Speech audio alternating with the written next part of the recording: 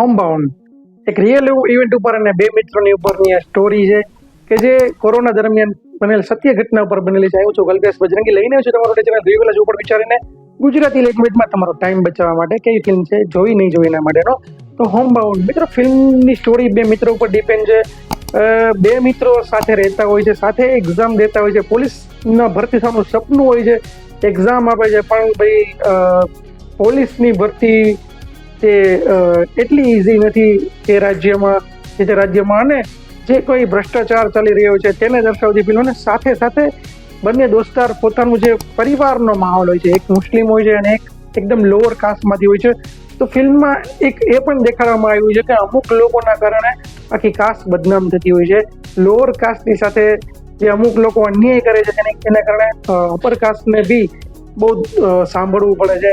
એટલે કે બધી એ રીતની ઘટનાઓ દેખાડવામાં આવી છે. પણ પોઈન્ટ ઓફ વ્યૂમાં એવું છે કે બે યુવાઓ એક પોતાના સપના લઈને કે કંઈક આગળ વધવું છે, પોતાને પોલીસ થવું છે, તો પોતાના પરિવારમાં કંઈક મદદ કરવી છે, મદદનું સપનું લઈને બંને લોકો આગળ વધે છે. ત્યારબાદ એક ફ્રેન્ડ પોલીસમાં પાસ થઈ જાય છે, ફ્રેન્ડ રહી જાય છે અને છતાં પણ પોલીસની ભરતી તો થતી જ નથી. જુદી જુદી જગ્યાએ બંને લોકો કામે લાગે છે, પરિવારનું ભરણ પોષણ નથી થતું. લાસ્ટમાં તે બંને સુરત આવે છે અને સુરત એક કાપડ મિલમાં તે પોતે કામે જોબ કરે છે. અને ત્યારબાદ મિત્રો આવે છે કોરોના અને લોકડાઉન બાદ જ્યારે ઘરે કઈ રીતે પહોંચે છે તે પરિસ્થિતિમાં ઘરની બહાર નીકળવું મુશ્કેલ હતું. તો તે 1400 કિલોમીટર પોતાનું ઘર કાપીને કઈ રીતે આવે છે અને આવીને શું શું થાય છે, તેના પરિવારની પરિસ્થિતિ શું હોય છે, તે કઈ રીતે પોતાનું જીવન નિર્વાહ કરે છે. અને એક એવી ઘટના કે જે તમને કદાચ રડાવી દેશે, એક એવી ઘટના પણ ફિલ્મમાં બને છે. તો મિત્રો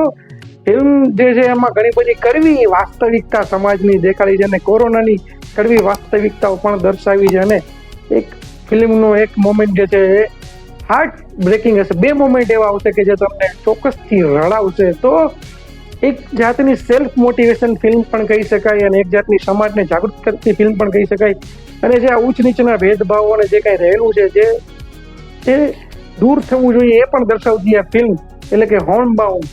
એ ખરેખર તો સેલ્ફ મોટિવેશનની સાથે સાથે એક સમાજને દ્રશ્ય દેખાડતી આ ફિલ્મ છે કે ખરેખર આપણે આ બધી વસ્તુથી ઉપર આવી અને કોઈ વ્યક્તિની કેવી પરિસ્થિતિ હોય છે ખાસ જોવું જોઈએ. આપણે આપણા જે સ્ટ્રેન્થ છે પકડીને રાખવી જોઈએ. આપણા વિચારોને પકડવા કરતાં તેની પરિસ્થિતિ જોઈને ચાલવું જોઈએ કે ભાઈ બધા લોકો સરખા નથી હોતા.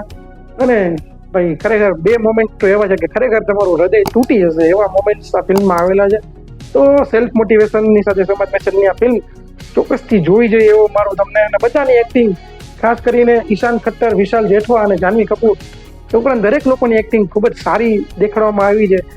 સોફ્ટ સિમ્પલ ફિલ્મ છે, 2 કલાકની અંદર ફિલ્મ પૂરી થઈ જાય છે પણ બહુ સારા એવા મેસેજ આપતી જાય છે અને દિલને પણ સ્પર્શ થઈ જાય છે. જો ફિલ્મ તમે ન જોયું તો ચોક્કસથી જોઈ નાખવી જોઈએ અને ચેનલને સબસ્ક્રાઈબ ન કર્યું તો પણ કરી નાખવું જોઈએ. આપણે ગુજરાતી માટે ગુજરાતી રિવ્યુ લઈને તમારી માટે આવીશું તમારો ટાઈમ બચાવવા માટે. તો બસ મળીશું આ વિડીયો સાથે. કોમેન્ટ કરી નાખજો તમને મારા વિડીયો કેવો લાગે છે, વિડીયોને શેર કરી નાખજો આવા વિડીયો સાથે. ત્યાં સુધી કલ્પેશ બજરંગી ભારત માતા કી જય, વંદે માતરમ.